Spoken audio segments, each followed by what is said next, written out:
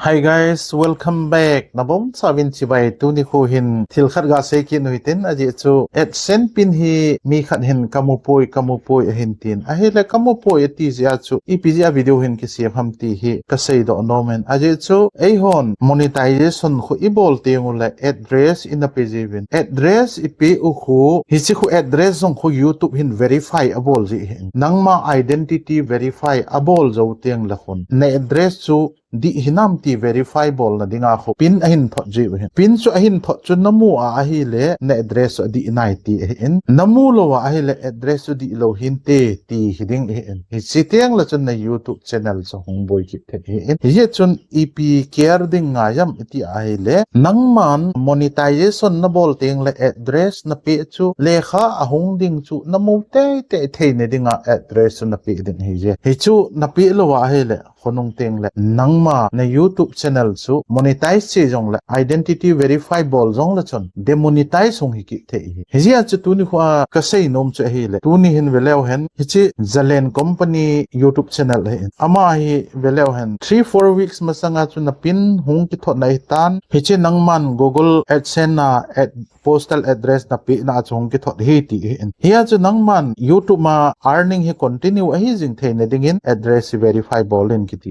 aban he velew han ep hong ki sunnam iti a hele achai na lang hi ga seyute ye chu he diwa poimo khat aum je achu ka hin sei do ko hi je chi address chu nangman identity verify na bol nu nga jong hi chi address achu pin hong de hin hi chi pin 6 digit number chu na AdSense chu na me lu lawa hele na channel chu demonetize che the hin iza zo la che de ham ti chu ka hin sei ding hi chi pin chu na hin thot no hin izam ti anamu lowa hele pin request na bol ki the hi je awela hi chi gmail hong ki thot ho ain aumin request bol ki the hi pin ama sa hong ki thot namu lowa a hi a hele namu the na ding address khat na pi gang chala hi chi chu pin chu replace na bol sa loi de request na bol ki loi de apply na bol loi de ti na hi je a tha pin tha ne hin thot non na ti ding hi na ti lowa hi le ipiti di ham tele ama hon a hin thot ni wa ko na chu khali sunga chu pin namu lowa address chu verify na bol lowa hi le na YouTube channel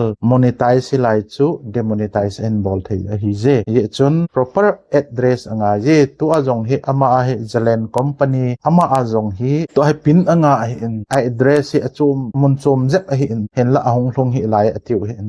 awang phat la hin munan ten hin la atam zo khen khanin pin mu lo je ayong channel hi boy the in ha sata gen thei ta YouTube channel ibol ho chu monetize jong chu ha hin ibol do ho hi ei ho mistake ji a I channel demonetize ong hi ding chu dei om lo ji a chu tu ni a he che video hi kain sem ki dei je mi no se chu la amon manin ke hil thei pon hi chu hi che video a ko na he ke man ka zo kham khama ka het kham ho hi kain hil ji hi chu ke ma personal ta experience ka nei ho kain hil ji nei win hi chun loi le pai ho a hello lai ho an share ji hi te na hi chu I khan to pi wa earning imu hoi thei ne dio ti hi ki dei sa hi je mi zo sen en sum mu bangen mi zo sen mule ti hi ka dei sa ja ha sa ta ayong le video ho kan sem ji hi je le ka ke pai chan